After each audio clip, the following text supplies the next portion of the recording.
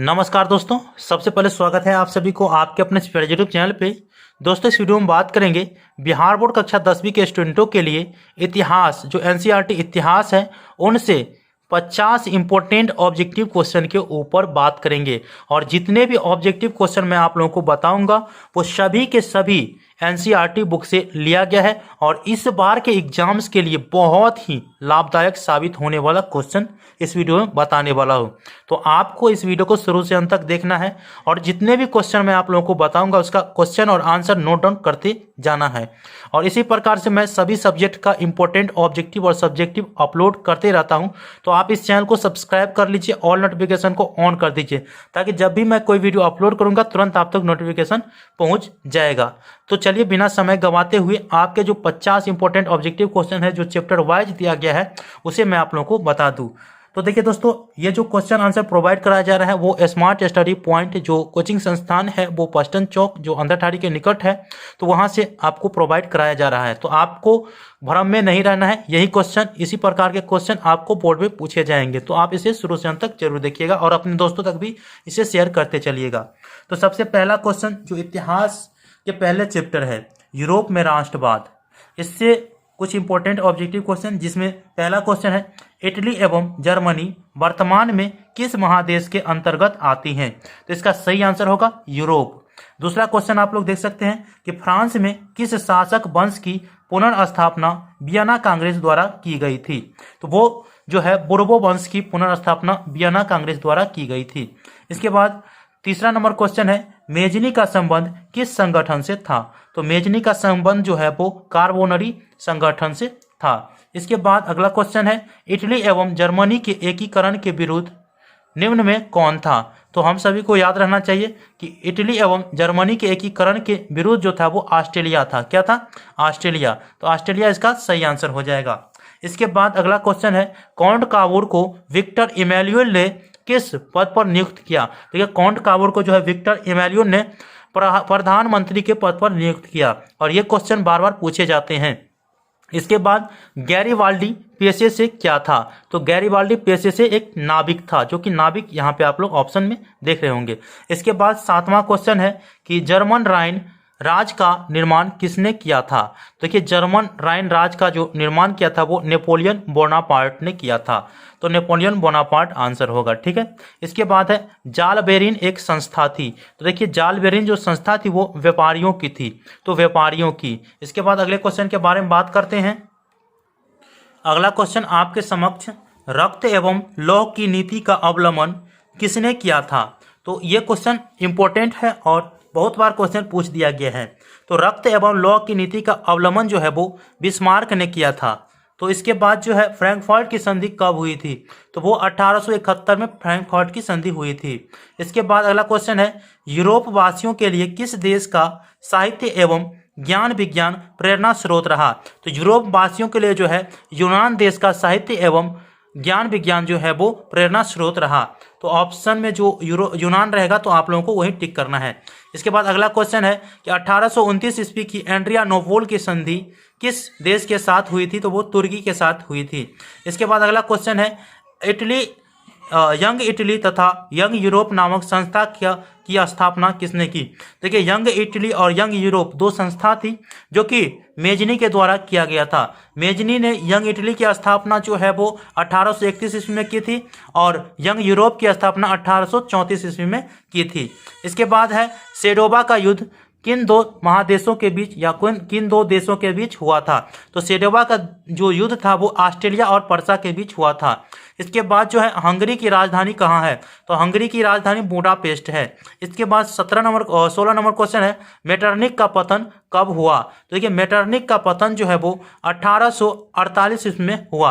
अगर इस क्वेश्चन को पूछ दें कि मेटरनिक युग क्या है तो आप लोगों को याद रखना है 1815 से 1848 तक के युग को मेटरनिक युग कहा जाता है। मेटरनिक युग क्या है? तो 1815 से 1848 तक के युग को मेटरनिक युग कहा जाता है। ठीक है। इसके बारे में आप लोगों को विस्तृत जानकारी मैं वीडियो जो सब्जेक्टिव क्वेश्चन है उसके संदर्भ में मैं आप लोगों को बताऊंगा। आप चैनल को सब्सक्राइब करके ऑल नोटिफिकेशन को ऑन रखिए। ठीक है। चलिए अगला नंबर क्वेश्चन के बारे में बात कर लेते हैं। आगे की क्वेश्चन चैप्टर नंबर 2 समाजवाद एवं साम्यवाद से है। तो जिसमें 17 नंबर क्वेश्चन है, समाजवादियों का बाइबिल किसे कहा जाता है। देखिए समाजवादियों का बाइबिल दास कैपिटल को कहा जाता है। इसके बाद जो है आर्थिक दृष्टि से समाज का विभाजन कितने वर्गों में किया गया। तो देखिए आर्थिक दृष्टि से जो है समाज का विभाजन 2 वर्गों में किया गया, जिसमें पूंजीपति वर्ग और श्रमिक वर्ग आते हैं। ठीक है, इसके बाद अगला क्वेश्चन आप लोगों के बीच कि किस तिथि को खूनी रविवार, जिसे लाल रविवार के नाम से जाना जाता है, के नाम से जाना जाता है। तो देखिए किस तिथि को खूनी रविवार हुआ था, वो नए कैलेंडर के अनुसार जो है 22 जनवरी 1905 को हुआ था, लेकिन पुराने कैलेंडर के हिसाब से वो 9 जनवरी 1905 को है। ठीक है, तो आप लोगों को याद रखना है खूनी रविवार को ही लाल रविवार कहते हैं। और इसके बाद जो है रूस में कृषक दास प्रथा का अंत कब हुआ। ठीक है, रूस में कृषक दास प्रथा का अंत 1831 में हुआ। इसके बाद 21 नंबर क्वेश्चन है कि रूस में जार का अर्थ क्या होता है, या जार किसे कहते हैं। तो रूस के सम्राट को जार कहते हैं। ठीक है, इसके बाद जो है कार्ल मार्क्स का जन्म कहाँ हुआ था।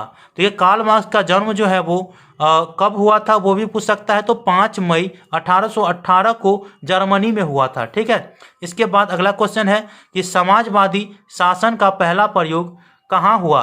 ठीक है, साम्यवादी शासन का पहला प्रयोग कहाँ हुआ, तो वो रूस में हुआ। ठीक है, इसके बाद यूटोपियन समाजवादी कौन नहीं था। तो देखिए कार्ल मार्क्स जो था वो यूटोपियन समाजवादी नहीं था, तो कार्ल मार्क्स इसका सही आंसर हो जाएगा।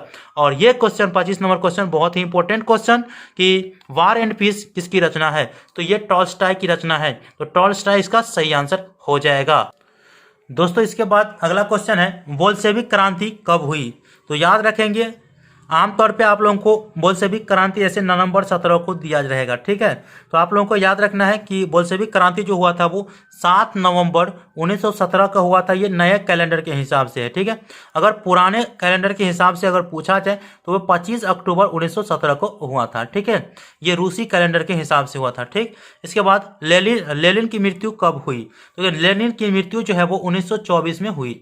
इसके बाद है कि ब्रेस्ट लिटोवस्क की संधि किन देशों के बीच हुई थी। तो ब्रेस्ट लिटोवस्क की संधि जो है वो रूस और जर्मनी के बीच हुई थी। इसके बाद तीसरा चैप्टर है जो कि हिंद चीन में राष्ट्रवादी आंदोलन। तो इससे जो इंपॉर्टेंट क्वेश्चन है उसे बता देते हैं। अंकोर वाट का मंदिर कहाँ स्थित है। तो अंकोर वाट का मंदिर जो है वो कंबोडिया में स्थित है। और इस क्वेश्चन को इस प्रकार से भी पूछ सकता है कि अंकोर वाट के मंदिर में किस हिंदू देवता का मूर्ति है। तो वो विष्णु भगवान का है। ठीक है, तो अंकोर वाट का मंदिर कहाँ है, कंबोडिया में। इसके बाद 30 नंबर क्वेश्चन है हिंद चीन पहुंचने वाले प्रथम व्यापारी कौन थे। देखिए हिंद चीन पहुंचने वाले प्रथम व्यापारी पुर्तगाली थे, जिसका नाम वास्को डिगामा था। उन्होंने हिंद चीन जो है भारत का खोज यही किया है वास्को डिगामा ने 1498 में किया है। ठीक है, 1498 में। तो यही याद रखेंगे कि हिंद चीन पहुंचने वाले प्रथम व्यापारी कौन थे, तो पुर्तगाली थे। ठीक है, इसके बाद अगला क्वेश्चन है 31 नंबर क्वेश्चन हिंद चीन में बसने वाले फ्रांसीसी को कहे जाते थे। देखिए हिंद चीन में बसने वाले फ्रांसीसी को कोलोन कहा जाता था। क्या, कोलोन।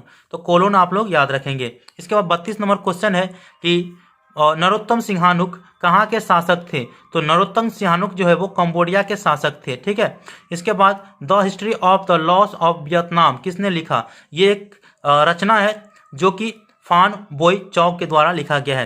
तो फान बोई चौ इसका सही आंसर हो जाएगा। और ये VVI क्वेश्चन है, इस तरह के क्वेश्चन पूछे ही जाते हैं। ठीक है, और NCERT के ये चुनिंदा क्वेश्चन है और चुने गए क्वेश्चन है। तो इसीलिए आप ये ना समझिए कि इसमें से कुछ क्वेश्चन पूछे जाएंगे, इसी में से क्वेश्चन पूछे जाएंगे, लेकिन पूछे जाएंगे और जो इंपॉर्टेंट है वही पूछे जाएंगे। इसके बाद अगला क्वेश्चन है और बहुत सुंदर क्वेश्चन है कि किस प्रसिद्ध दार्शनिक ने एक अदालत लगाकर अमेरिका को वियतनाम युद्ध के लिए घोषित करार दिया। तो देखिए वो जो था दार्शनिक, जो प्रसिद्ध दार्शनिक है वो क्या था, रसेल था। क्या, रसेल। और इसके बारे में आप लोग बहुत अच्छे तरह से जानते होंगे। इसके बाद है होआ आंदोलन किस प्रवृत्ति का था। तो यह होआ आंदोलन किस प्रकृति का था, तो वो धार्मिक और क्रांतिकारी का था। ठीक है, तो यहाँ पे क्रांतिकारी धार्मिक भी लिखा रह सकता है या धार्मिक क्रांतिकारी भी हो सकता है। ठीक है, इसके बाद अगला क्वेश्चन देख सकते हैं कि हिंद चीन क्षेत्र में अंतिम युद्ध समाप्ति के समय में अमेरिकी राष्ट्रपति कौन थे। तो देखिए हिंद चीन में जब अंतिम युद्ध समाप्त हो रहा था तब वहां के जो राष्ट्रपति थे वो निक्सन थे। कौन थे, निक्सन। इसके बाद जो है अगला क्वेश्चन 37 नंबर क्वेश्चन है कि मार्च 1946 में फ्रांस एवं वियना के बीच होने वाला समझौता किस नाम से जाना जाता है। देखिए 1946 में जो फ्रांस और वियतनाम के बीच समझौता हुआ था वो हनोई समझौता के नाम से जाना जाता है। ठीक है, इसके बाद है अंकोर वाट का मंदिर का निर्माण किसने करवाया था। तो अंकोर वाट के मंदिर का जो निर्माण है वो सूर्य वर्मा द्वितीय ने कराया था। कब? तो अंकोर वाट का जो मंदिर का निर्माण हुआ था वो 12वीं शताब्दी में हुआ था। ठीक है, इसके बाद अगला क्वेश्चन है हो ची मिन का दूसरा नाम क्या था। तो हो ची मिन जो है एक आदमी का नाम था। ठीक है, तो उसका जो दूसरा नाम था वो न्यूगन आई कोवोक था। ठीक है, न्यूगन आई कोवोक। इसके बाद अगले क्वेश्चन के बारे में बात करते हैं। अगला क्वेश्चन जो कि चौथे चैप्टर से है, भारत में राष्ट्रवाद। ठीक है, तो चौथे चैप्टर में से 40 नंबर क्वेश्चन देखिए, गदर पार्टी की स्थापना किसने और कब की। तो लाला हरदयाल ने 1913 में गदर पार्टी की स्थापना की थी। ठीक है, इसके बाद है जालियांवाला बाग हत्याकांड किस तिथि को हुआ था। देखिए जालियांवाला बाग हत्याकांड जो है वो पंजाब के जालियांवाला बाग में 13 अप्रैल 1919 ईस्वी को हुआ था। ठीक है, इसके बाद लखनऊ समझौता किस वर्ष हुआ। तो लखनऊ समझौता जो है वो 1916 में हुआ था। ठीक है, इसके बाद अगला क्वेश्चन है, असहयोग आंदोलन का प्रस्ताव कांग्रेस के किस अधिवेशन में हो पारित हुआ। तो असहयोग आंदोलन का जो प्रस्ताव है वो दिसंबर 1920 में नागपुर अधिवेशन में पारित हुआ था। ठीक है, इसके बाद है भारत में खिलाफत आंदोलन कब और किस देश के शासक के समर्थन में शुरू हुआ था। तो देखिए इसका जो सही आंसर हो जाएगा वो 1920 में तुर्की के। इसके बाद अगला क्वेश्चन के बारे में बात करते हैं, सविनय अवज्ञा आंदोलन कब और किस यात्रा से शुरू हुआ। तो देखिए सविनय अवज्ञा आंदोलन जो है वो 1930 में हुआ था, जो कि दांडी यात्रा से शुरू हुआ था। इसके बाद 46 नंबर क्वेश्चन है, पूर्ण स्वराज की मांग का प्रस्ताव कांग्रेस के किस वार्षिक अधिवेशन में पारित हुआ था। तो वो 1929 के लाहौर अधिवेशन में हुआ था। ठीक है, 1929 में। इसके बाद अगले क्वेश्चन के बारे में बात करते हैं, राष्ट्रीय स्वयंसेवक की स्थापना कब और किसने की। देखिए राष्ट्रीय स्वयंसेवक की स्थापना जो है वो के.बी. जो हेड गेवार था उन्होंने किया था 1925 ईस्वी में। इसके बाद है वल्लभ भाई पटेल को सरदार की उपाधि किस किसान आंदोलन के दौरान दी गई। तो वो बारदोली किसान आंदोलन था उसके दौरान दी गई थी। ठीक है, इसके बाद जो है रंपा विद्रोह कब हुआ था। तो रंपा विद्रोह जो है 1916 में हुआ था। ठीक है, लखनऊ समझौता कब हुआ था। तो 1916 में हुआ था। इसके बाद है साइमन कमीशन के अध्यक्ष कौन थे। तो साइमन कमीशन के अध्यक्ष जो थे वो साइमन से साइमन मिला दीजिएगा तो सर जॉन साइमन थे। ठीक है, इसके बाद 50 नंबर क्वेश्चन हो गया। 51 नंबर क्वेश्चन आप लोग देख सकते हैं, और मैं एक्स्ट्रा क्वेश्चन ये सब 2 क्वेश्चन बता रहा हूँ। ठीक है, क्योंकि ये चैप्टर ही समाप्त हो जाएंगे, तो 4 चैप्टर जो है इस पार्ट में समाप्त हो जाएंगे। तो इसके बाद जो है 5वां 6ठा 7वां 8वां दूसरे पार्ट में क्लियर कर देंगे। ठीक है, इसके बाद 51 नंबर क्वेश्चन देखिए, किसने 1875 में बम्बई में आर्य समाज की स्थापना कर वेदों की ओर लौटो का नारा दिया। इस क्वेश्चन को आप लोग सही से समझिए, किसने 1875 में बम्बई में आर्य समाज की स्थापना कर वेदों की ओर लौटो का नारा दिया। तो वो स्वामी विवेकानंद था। ठीक है, इसके बाद है all India trade union Congress की स्थापना कब की गई। देखिए all India trade union Congress की स्थापना 31 अक्टूबर 1920 में की गई थी, और भारतीय कांग्रेस की स्थापना अगर पूछा जाए तो वो 1885 में किया गया था। तो आई होप कि आप लोगों को ये जो 4 चैप्टर के थे, हिस्ट्री के 4 चैप्टर, जो 10वां के हिस्ट्री है उसका एनसीईआरटी जो 4 चैप्टर है उसका ऑब्जेक्टिव मैंने बता दिए हैं, और ये निचोड़ है, इसी से क्वेश्चन पूछे जाएंगे, और ये 100% दावा है।